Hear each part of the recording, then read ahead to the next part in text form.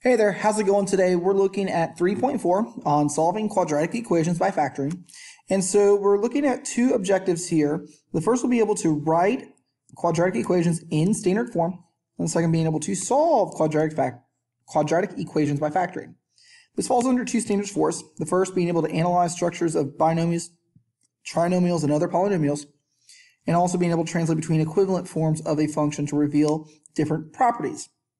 And so what we're going to look at first is translating these sentences into equations. And so the first sentence is write a quadratic equation in standard form. So remember, standard form of a quadratic, y equals ax squared plus bx plus c. That's our standard form. That's our goal for this problem. With the roots of 1/2 and -5. Now, let's go back to Algebra 1 for a second. We talked in Algebra 1 about factored form, and we talked about this back in section 1 as well. That factored form is x minus p times x minus q, and we can have an a in front when necessary, and that's equal to our y, where the p and the q are the what? The roots or the x-intercepts. And so our end goal for these problems is going to be take this factored form and translate it back to standard. And so write a quadratic equation in standard form with these roots. Well, we're going to plug those roots in. And so we're going to get y. We don't need an a value here. That's not important.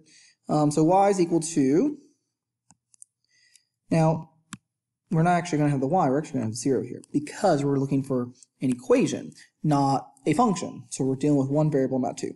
So 0 is equal to x minus 1/2 times x minus -5. And remember, it's always important to substitute first, and then we'll worry about our signs later. Let's deal with those signs. So now we're going to multiply out x minus 1/2, and then we're going to get x double negative becomes positive, so x plus 5. Now, how are we going to get from this form to this form? Well, we need to distribute. And so remember, the distributive property says that we're going to take everything in the first and multiply to everything in the second. So the x is going to multiply to both the x and to the positive 5. I'm just going to get 0 is equal to x squared, because x times x. And x times 5 is 5x.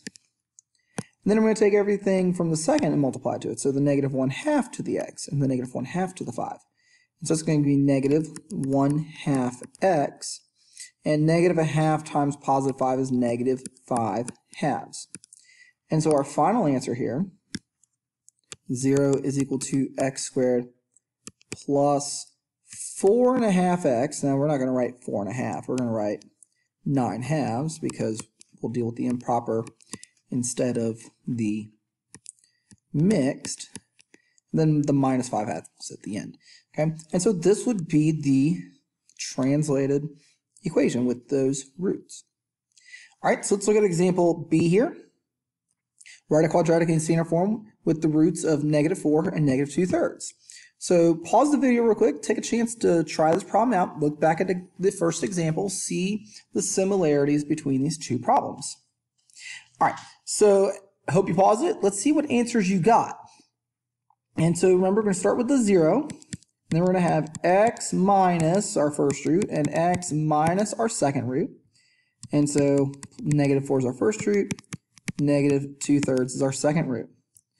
And so multiplying these negatives, we're going to get x plus 4 and x plus 2/3. And then we're going to distribute this out. So x times x and x times 2/3. So x plus 2/3 x. And then multiplying the 4 to both. 4 times x is 4x. And 4 times 2/3 is 8/3. And so adding together our like terms, it's x is in the middle, and so we're going to get 0 is equal to x, oops, that should have a square on it, x squared. 4 and 2/3 is going to be 14/3. And if you're not remembering how to convert those over from mixed to improper, or how to add these two together, see me, let's talk about that. And so we get 0 is equal to x squared plus 14/3 x plus 8/3. Now, if you were to graph this in your graphing calculator, on Desmos, on some type of graphing tool, then you're going to see that these roots will come out where it belongs. Let's take a look at this next property here, the zero product property. Now this is a property that should make sense when you think about it. For any real numbers, a and b, so again, I could have any number you could think of, a or b, if I have that a times b is equal to 0, well, this next part makes sense. The only way to multiply two things together to get 0 is that one of them, or both, have to be what? 0. And we're going to use that to be able to solve equations. And so that's what we're going to look at in the rest of the examples today. And so looking at example 2, we've got the following. We're going to factor just the GCF out. So we're going to talk about some different factoring methods. And so solving this equation by factoring, what can we get out of both 9y squared and 3y? Well, they're both divisible by 3, and so the 3 will factor out. They're both divisible by y. Now, if you're asking, how do I get that? Come off to the side here real quick. Write the 9y squared and write the 3y. And how does 9y squared break up into its primes? Well, 9 breaks up to 3 times 3. And y squared breaks up to y times y. And this is the primes of it. 3 times 3, y times y. 3y, well, it is a prime because 3 is prime and y is to the first power. And so when we look at the pieces that are together, we've got a 3 and a 3. Those go together. That's my 3 here. And then I've also got a y and a y, and those go together. And that's the y that is here. Now, the part that will go inside the parentheses, here's the part. What's left behind? I've got a 3y for the first one. For the second piece, the 3y, all of it got pulled outside. So what's left? Well, nothing's technically left. But remember, we're dealing with multiplication and division here. So nothing being left doesn't mean that 0 is left behind. When something cancels by multiplication and division, what's really left? It's a 1. And so we're going to get 3y times 3y plus 1 is equal to 0. Now, our property said that one or the other has to be equal to 0. And so what we'll do is we'll set up both pieces equal to 0 with the word or in between. Now again, it could be both because they could be the same value. In this case, they're not. But solving both of these, so we're going to divide by 3 here. And so we get that y is equal to 0. We're going to subtract the 1 here, get 3y equals negative 1, and then divide by the 3, and we get y is equal to negative 1/3. And so my two roots, or my two solutions, is that y is equal to 0, or y is equal to negative 1/3. And so when we set it up in our set, negative 1/3 and 0, because we write them in order from least to greatest. Okay? And so let's look at example B here. Looking at the bottom of the screen. 5a squared minus 20a is equal to 0. Go ahead, again, pause the video, take a second, solve this one out, look at what we did in the previous problem. It's very similar. Try out these steps. All right, did you pause? If you haven't, pause now. Okay, here we go. So 5a squared minus 20a is equal to 0. So what do 5a squared and 20a have in common? Well, both 5 and 20 will divide by 5. And they also both contain an a. And again, if you need to come out to the side and split out that 5a and split out or a squared and that 20a into their prime factors, 5a and a, and the 20 splits up. Now, we could split up 20 to 2 and 2 and 5, but we're going to split up to 4, 5, and a. And that's because I already know that both of these are divisible by 5. Here's the 5, here's the 5, and then the a's as well, a and a. And so what am I left behind inside? Well, we go inside the parentheses. What's left here? Just an a. What's left here? Just the 4. But what sign's in between? Minus. So that's equal to 0.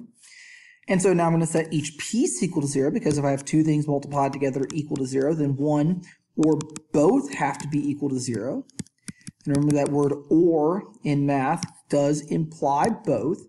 So I'm going to divide this one by 5. And I mean, I really don't have to divide that one by 5, because I have a 5 times a variable is equal to what? 0. Well, 5 can't be 0, so the other piece has to be 0. So a is equal to 0. Plus 4 on this one. A equals 4. And so my two solutions, 0 or 4. Okay? All right. We good there? I hope you are. If not, you know what you gotta do. Ask some questions here. Great time to pause if you're stuck on something. All right, let's talk about a couple of factoring methods that we have.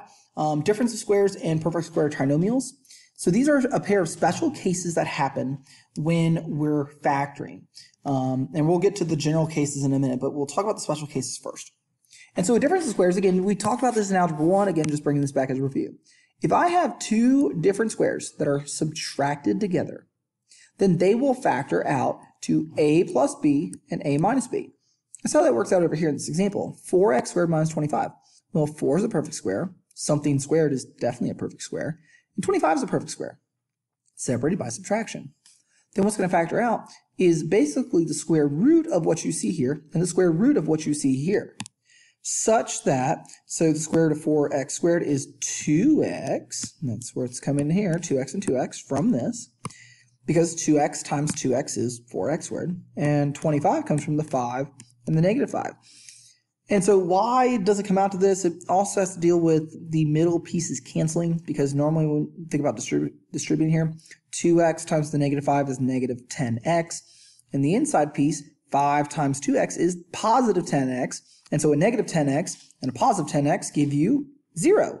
And so those cancel out that middle term that would normally be there. And so we go to our next one. These two are similar. You'll see the only difference is the sign on the second term. In the top example, it's a minus in between. In the bottom, it's a plus. But you'll see that the signs will match in the solution. And so if I have a squared minus 2ab plus b squared, or a squared plus 2ab plus b squared, it'll factor with either the minus in the middle if the middle term was minus, or plus in the middle if the middle term was positive. And so two examples here, x squared minus 6x plus 9. Well, the middle term here, the 6, and the x as well, it's both. What's the square root of this? Just x. What's the square root of this? 3. So it's not 3x, but what's in front of this? There's a 2. And so 3 times 2 is what? 6. And that's why it factors out to this in the end. Same with the bottom. 9x squared, 6x, 1. The square root of 9x squared is 3x. Square root of 1 is 1. So 3x times 1 gives us 3x, but I need to double it to get the 6x in the middle. And so let's look at some examples of these. And so first off, here we have x squared minus 14x plus 49 is equal to 0. Now, we're going to look at some factoring methods in a second here that will help us see some of these come out quickly. But here's how you check it. This is a quick check. X squared splits up to what? X times x. And in this case, you're looking for if this is a perfect square or not, so you're looking for something multiplied by itself. 49 splits up to what? 7 times 7. And so does the middle term give me one of these and one of these multiplied by 2? And so what is x times 2 times 7? That is 14x. The sign does not matter because it's going to come out in the final part of this problem. And so I'm going to take this x and 7 that I've got, and it's going to be x. It's always this sign when we're dealing with perfect square trinomials. Minus the 7 squared is equal to 0. Now, what does that square do out back? Remember, we talked about this in Algebra 1 as well. When I take the square root of both sides, don't forget there's a plus or minus here. And we're going to talk more about square roots in section section 3, the next section we're going to do. But if I take the square root of both sides, I get x minus 7, because the square root cancels the square, is equal to positive or negative 0. But is there anything that's really positive or negative 0? Positive 0 is just what? 0. Negative 0 is just what? 0. And so in this case, this is the one time I can just drop that plus or minus. And so solving for the x here, we add 7 to both sides. X is equal to just 7. 7 is the only solution of this problem. And if you go back to what we talked about on Friday in section 2, we talked about how if I've only got one solution, what's this graph going to look like? It's going to come down, touch, and return. And in this case, it would be at 7. Okay. Let's look at our second example. Y squared is equal to 36. Now we could talk about what we're going to do in section 3 tomorrow and take a square root of both sides and solve for x, or y in this case. But we want to use our difference of squares here just to use it. So I'm going to subtract the 36 from both sides. So minus 36 and minus 36. And so then, again, we're going to split this. And so the y splits up to y and y. 36 splits up to 6 and 6. And so we see that this is a difference of squares. And so I'm going to get y plus 6 and y minus 6 is equal to 0. You see there's no 2 in the middle here, right? When we look at perfect square trinomials, that 2 in the middle kind of reminds us that, hey, we're going to have a squared here. Whereas when we don't have that 2 in the middle, there's no middle term, we're not going to get a square. And so I'm going to set each of these pieces equal to 0 with the word or in between. That's important. Minus the 6 on both sides of this one. Y is negative 6. Adding the 6 to both sides of this, we get y is positive 6. And so y is equal to positive or negative 6. Or we could express that, as I said, positive or negative 6. Okay? Let's look at factoring some trinomials.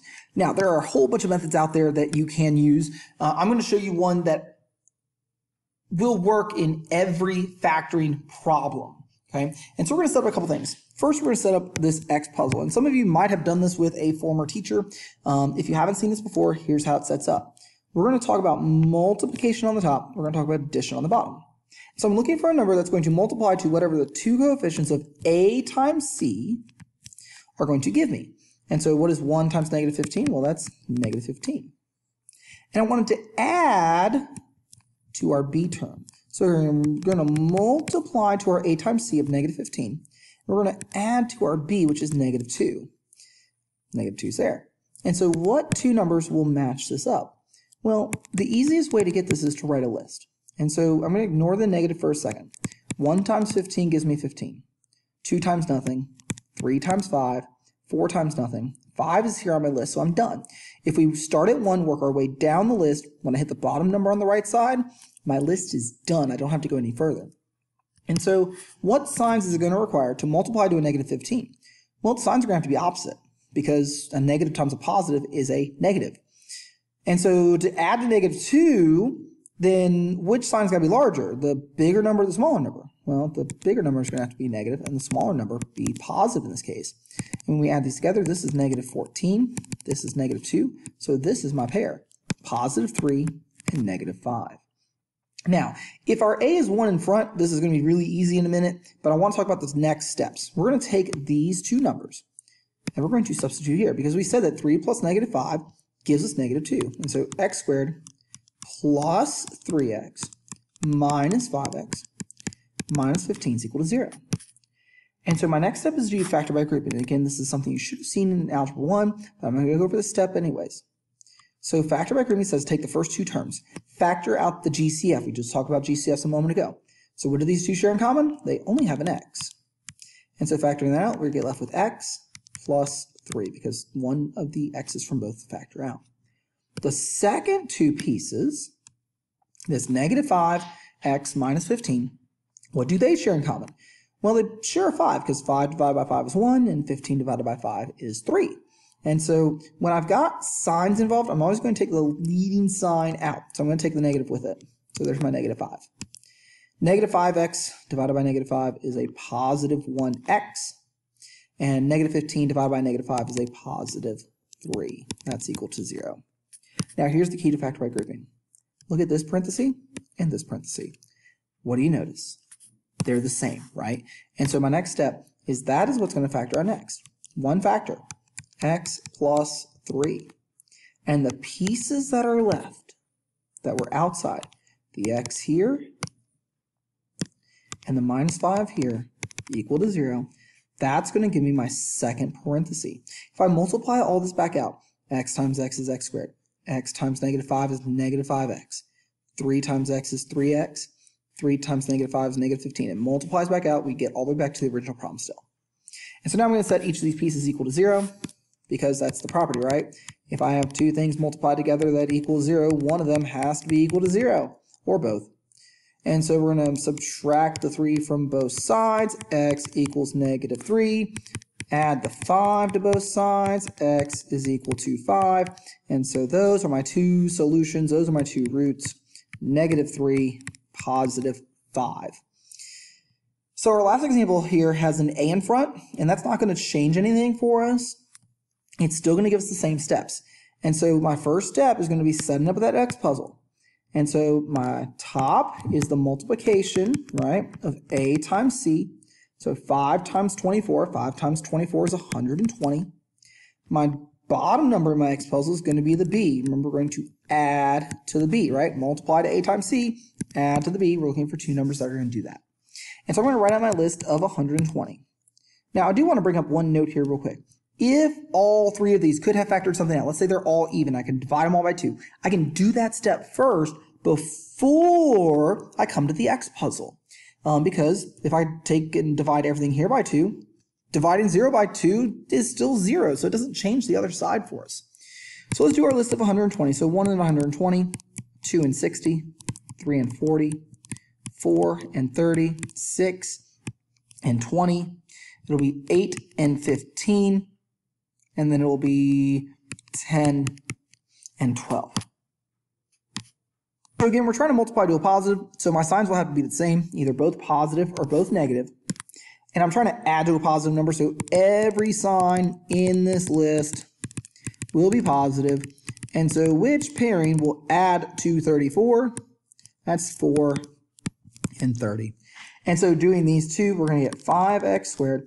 Now, I can rearrange the order of addition, right? So I'm going to put the 30x first and the 4x second. Now, I'm doing this because the next step is going to make this easier with these numbers. Because 30 will divide by 5 pretty easily. 24 divides by the 4. And so that's what I'm looking at, the 5 and the x. So I get x plus 6. And my other pairing, we get plus the 4, and that's going to be x plus 6, and that's equal to 0. And so when we do both sides, we're going to get this part to factor out, x plus 6, and the other piece is 5x plus 4 equals 0. And so x plus 6 is equal to 0, or 5x plus 4 is equal to 0.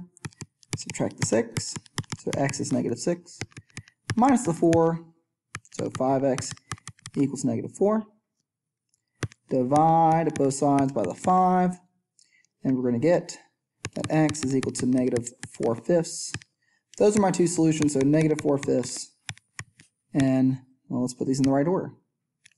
Negative 6 and negative 4/5. So there's our solutions there. This example real quick, example 5, the entrance of an office building is an arch in the shape of a parabola with the vertex, the height of the arch. The height of the arch is given by h is equal to 9 minus x squared, where x is the horizontal distance from the center of the arch. Both h and x are measured in feet. How wide is the arch at the ground? And so we're looking for this, right? If we think about the picture, we've got an arch here. It told us that this was h, and that this is x, right? And so we're looking for where does this equal to 0. And so we're just going to do 0 equals 9 minus x squared. Solving this out, we're going to get 0 is equal to 3 minus x and 3 plus x. And so we're going to factor this out. So 0 is equal to 3 minus x, or 0 is equal to 3 plus x. Solving this out, we're going to get x is equal to 3, or x is equal to negative 3. Now, the distance is both pieces, right? So 3 plus negative, now we're thinking about absolute values here, right? We're thinking about distance. And so the distance is the 3 feet to the right, 3 feet to the left, and so that's going to give us a total of 6 feet. All right, and so the word of the day is rushed, and you can have a great day and ask questions as you need to. Y'all have a good one. Bye.